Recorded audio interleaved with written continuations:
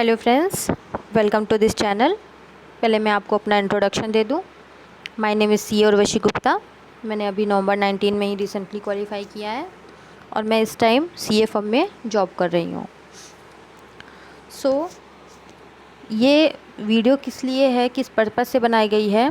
ये वीडियो इस वजह से बनाई गई है कि आप समझो कि ये सीए क्या है, व्हाट इज़ सीए, क्या स्टेटस है इसकी, कितना टाइम लगता है, क्या क्या सब्जेक्ट्स होंगे, कब आप एलिजिबल हो पाओगे, कैसे तैयारी करनी है, blah blah blah. Okay, so starting from the CA eligibility. आप कब एलिजिबल होगे? आप एलिजिबल होते हो जब आप 12th पास करते हो, तो आप सीपीटी दे सकते हो। ओके, 12th के बाद सीपीटी, जिसे अब हम सीए फाउंडेशन के नाम से भी जानते हैं। भी क्या मतलब, इसे अब सीए फाउंडेशन ही बोला जाता है। कोर्स चेंज हुआ है क्योंकि सीपीटी में सब्जेक्ट्स अलग थे, सीए फाउंडेशन में अलग है। आपको सीए फाउंडेशन न्यू कोर्स का पढ़ना है, ठीक है। नेक्स्ट, सीए फाउंडेशन का जो कोर्स है, आप एक तो 12th के बाद दे सकते हो। आप 12th अगर आपने क्वालिफाई कर लिया है, फिर आप रजिस्टर कर लो आईसीआई की साइट पे। ऑनलाइन होता है, मैं बताऊँगी कैसे होता है। और उसके बाद दूसरा प्रोसेस है, अगर आपने बीकॉम किया है और आपके बीकॉम में 55% या उससे ऊपर मार्क्स आए हैं, तो आप डायरेक्ट एंट्री में जा सकते हो। डायरेक्ट एंट्री मतलब आप आईपीसीसी जो है वो आप डायरेक्ट आईपीसीसी में जा सकते हो, which is second stage of CA, ठीक है। ये तो हो गया एलिजिबिलिटी। अब आते हैं सीपीटी के बारे में, ठीक है। ये सीपीटी, जिसे आप सीए फाउंडेशन कहते हैं। इसके एग्ज़ाम्स होते हैं नवंबर मई में। ओके, 2 बार होते हैं, आप 2 बार दे सकते हो। इस टाइम 4 पेपर हो रहे हैं, ये देखिए आप। Principle and practice of accounting, business law and business correspondence and reporting, business mathematics and logical reasoning and stats, business economics and business commercial and knowledge. Okay, ये चारों जो सब्जेक्ट हैं ये 100 नंबर के होते हैं, ईच 100 मार्क्स के होते हैं, 400 नंबर का। और ये सब्जेक्टिव प्लस ऑब्जेक्टिव होता है। अच्छा गाइस, मैं आपको एक चीज़ बताना चाहती हूँ कि हमने जब सीपीटी किया था तब हमारे में भी 4 ही सब्जेक्ट होते थे। Business economics, mercantile law, quantitative aptitude means maths, और एक होता था प्रिंसिपल ऑफ अकाउंटिंग। ये पूरा 200 नंबर का होता था गाइस, क्योंकि ये हमारा 2 घंटे का पेपर होता था जिसमें ऑब्जेक्टिव टाइप था। पासिंग मार्क्स 50% थे, मतलब 100 मार्क्स ले आओ आप पास हो जाओगे, ठीक है। निगेटिव मार्किंग हाँ होती थी क्योंकि ऑब्जेक्टिव टाइप था, ठीक है। अब इन्होंने क्या कर दिया है, अब गाइस इन्होंने ये 4 अलग अलग पेपर कर दिए हैं। 4 दिन आपको 4 डेज़ में अलग अलग पेपर होंगे, ठीक है। Objective plus subjective. नेक्स्ट, आप अगर सीपीटी क्वालिफाई कर जाते हो या आप डायरेक्ट एंट्री से भी आते हो, तो दोनों ही केसेस में आप इंटरमीडिएट जो कोर्स होता है, जिसे बोलते हैं अब, जो पहले आईपीसीसी के नाम से जाना जाता था, अगर आप देखिए सीपीटी के थ्रू आ रहे हो या डायरेक्ट एंट्री के थ्रू आ रहे हो, कोई भी जगह से आओ आप, दोनों ही केसेस में आपको इंटरमीडिएट में रजिस्ट्रेशन के 9 मंथ के बाद ही आप एग्ज़ाम दे सकते हो, ठीक है।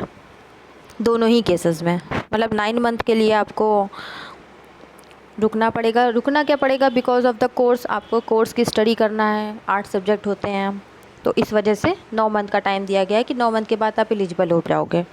इसके भी गाइस एग्ज़ाम्स होते हैं मई एंड नवंबर में। दूसरी चीज़, ये आईपीसीसी जो है, इसमें 2 ग्रुप होते हैं, ग्रुप 1, ग्रुप 2। ग्रुप 1 में 4 पेपर होते हैं, ग्रुप 2 में भी 4 पेपर होते हैं। दोनों में 4-4 पेपर होते हैं। आप चाहो तो 9 महीने के बाद दोनों साथ में दे दो ग्रुप, चाहो तो खाली ग्रुप 1 ग्रुप दो, चाहो खाली सेकंड ग्रुप दो। मैंने तो दोनों ग्रुप साथ में दिए थे, पर ये आप पे डिपेंड करता है कि आप अकेले ग्रुप देना चाहते हो या साथ में देना चाहते हो, या पहले फर्स्ट देना चाहते हो या पहले सेकंड देना चाहते हो। This just depend on you. ये आपके ऊपर डिपेंड करता है, आपकी कैपेबिलिटी, आपकी कैपेबिलिटी, आपकी नॉलेज, आपकी time, because time is very important in this course. Dedication सब कुछ आपके ऊपर ही डिपेंड करता है, ठीक है, क्योंकि कोचिंग्स वगैरह सब आपको देखना होता है। नेक्स्ट, और जो डायरेक्ट एंट्री के थ्रू आए हैं उनकी तो ट्रेनिंग भी स्टार्ट हो जाती है गाइस। ये भी मैं डिस्कस करती हूँ कि जो डायरेक्ट एंट्री के थ्रू आते हैं उनको 9 महीने के बाद आप एग्ज़ाम दे सकते हो, और इसी में आपको आर्टिकलशिप में रजिस्टर होना होता है। मैं इस पॉइंट पे आती हूँ अभी, लेकिन मैं डायरेक्ट एंट्री वालों के लिए पहले बता दे रही हूँ। उन्हें आर्टिकलशिप भी करनी होती है इसी साथ साथ, सीपीटी के थ्रू वालों को तो नहीं करनी होती, इनको करनी होती है, ठीक है। अब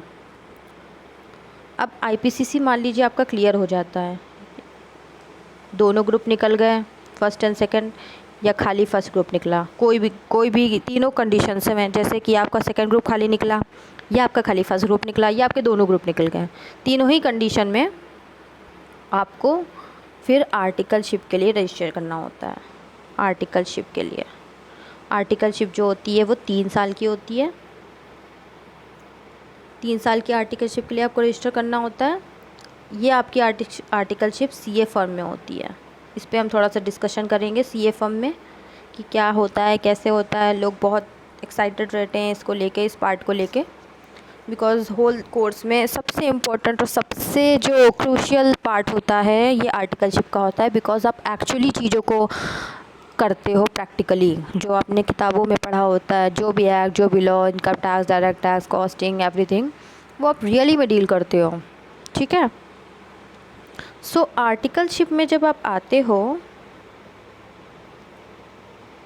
तो आपने अगर दोनों ग्रुप क्वालिफाई कर रखे हैं आईपीसीसी के फर्स्ट एंड सेकंड, तो आपको साथ ही साथ सीए फाइनल के कोर्स में तुरंत रजिस्टर करना होता है।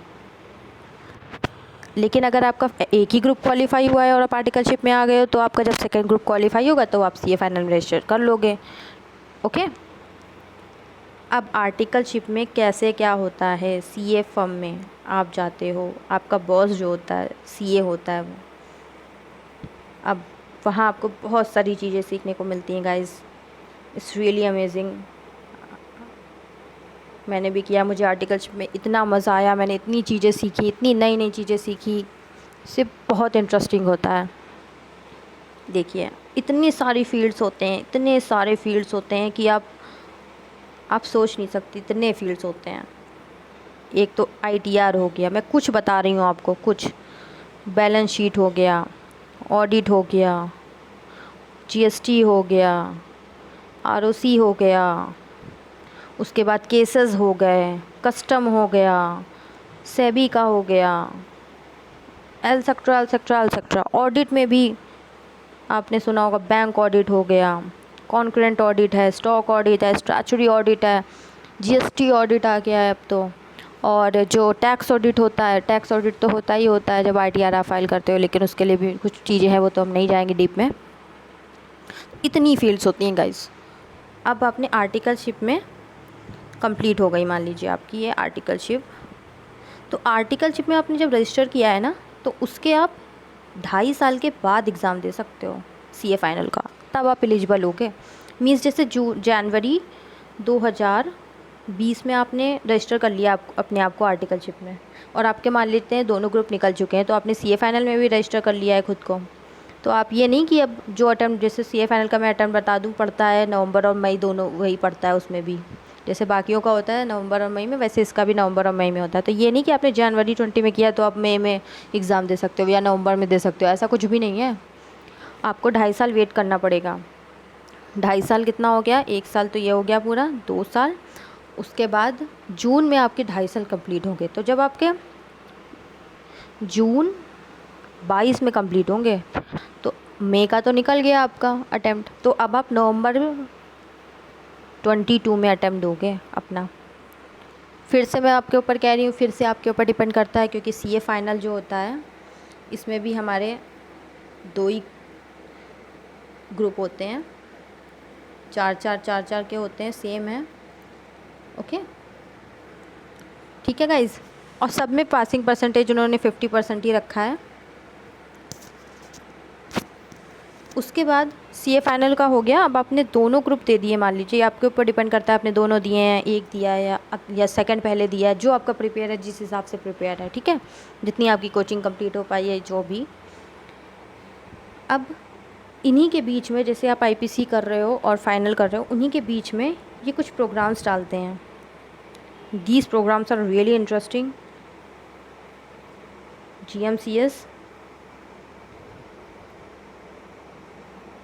एक second, yes, GMCS, orientation, ITT और advance ITT।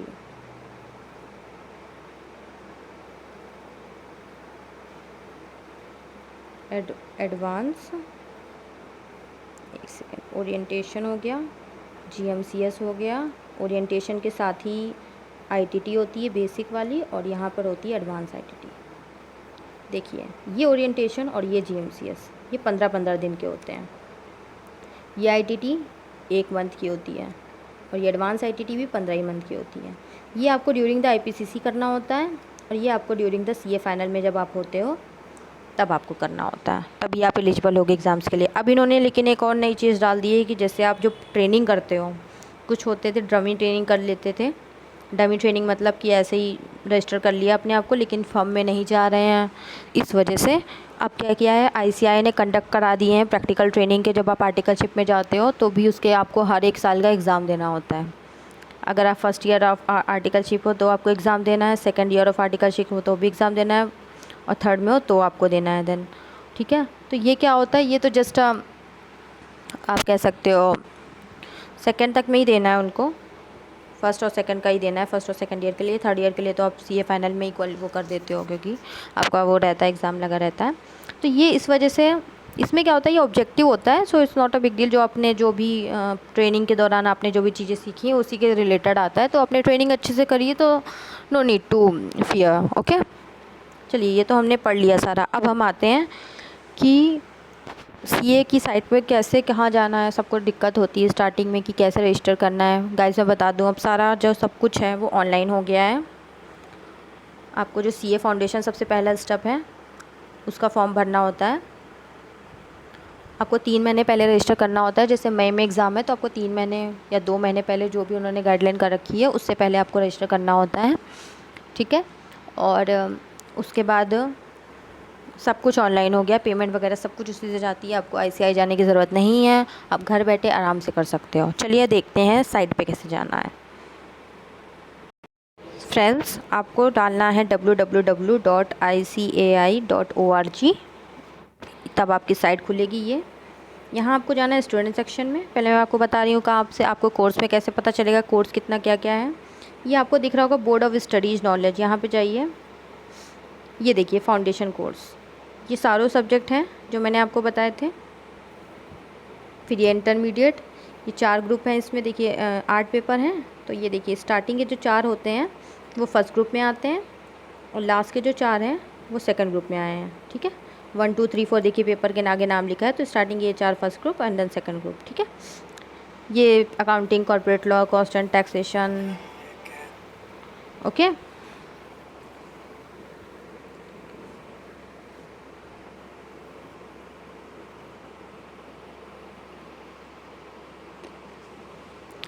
So next, sorry for disturbance, final course. ये देखिए फाइनल कोर्स में देखिए स्टार्टिंग के 4 पेपर ये रहे, और फिर स्टार्टिंग के ये जो हो गए ये, और ये आपके लिए ऑप्शनल होता है, आपको एक ही यूज़ करना होता है, ठीक है। चलिए नेक्स्ट गाइस, ये देखिए आपको ये यहाँ पर दिख रहा होगा SSP पोर्टल, आपको यहाँ क्लिक करना है। यहाँ से आप रजिस्टर कर दे सकते हो खुद को, ठीक है। गाइस मैं अब आपके साथ एक चीज़, इम्पोर्टेंट चीज़ शेयर करना चाहती हूँ, which is advantages of CA।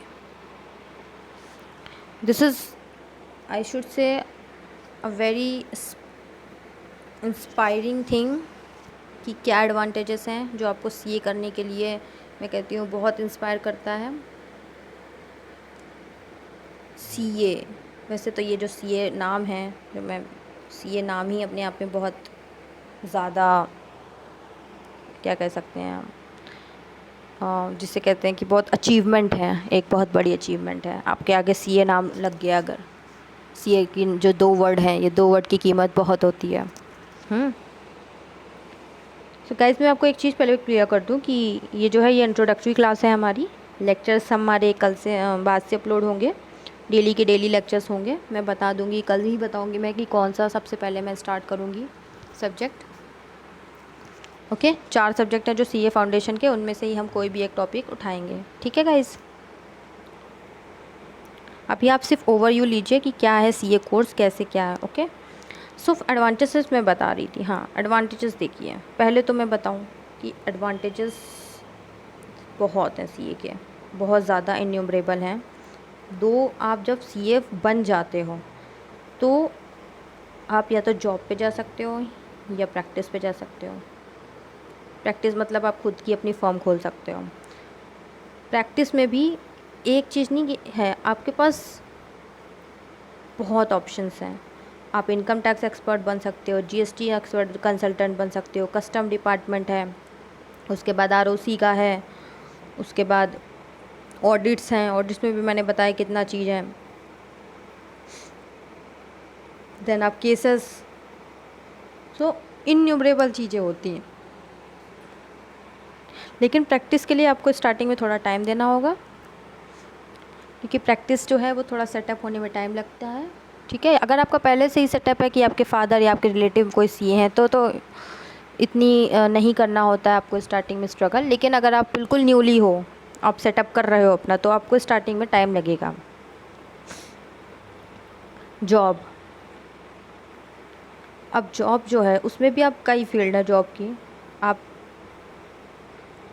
का जो इंटरेस्ट है आप वहाँ पर जॉब कर सकते हो। जैसे कि आपका जीएसटी में इंटरेस्ट है, आप वहाँ करो, ऑडिट में है, या फिर आपका कस्टम डिपार्टमेंट में है, आप गवर्नमेंट सर्विसेज के लिए भी अप्लाई कर सकते हो इसमें। उसके बाद ये आपको अपने टेस्ट के अकॉर्डिंग करना पड़ेगा कि आपको अपना जानना होगा कि आपका जो की स्किल्स हैं वो क्या हैं, आपकी की skills, then you can go ahead. Okay, so then हम थे जॉब पे। जॉब में, अब जॉब कैसे है? जॉब एक तो देखिए हमारा आईसीआई बहुत अच्छा है, वो आईसीआई कैंपस प्लेसमेंट करवाता है। हर हर एग्ज़ाम के बाद वो करवाता है। जैसे अभी नवंबर और मई में एग्ज़ाम हुआ था, तो उसके 2 महीने बाद रिज़ल्ट के बाद कैंपस इंटरव्यू करवाता है। या फिर आप कैंपस इंटरव्यू के थ्रू नहीं हुए मान लीजिए, या आपको वहाँ से नहीं करना है, तो आप अपना खुद से अप्लाई कर सकते हो। इतनी सारी कंपनीज़ हैं, रिक्वायरमेंट है सीए की, आप वहाँ से अप्लाई कर सकते हो। ठीक है, सो दिस इज़ एडवांटेज। अब सीए फाउंडेशन जो कि हमें सबसे पहले स्टार्ट करना है, मैं आपको स्लाइड से दिखाती हूँ। सो मैं आपको या तो बता ही देती हूँ अभी यहाँ पर कि मैं क्या स्टार्ट करूँगी।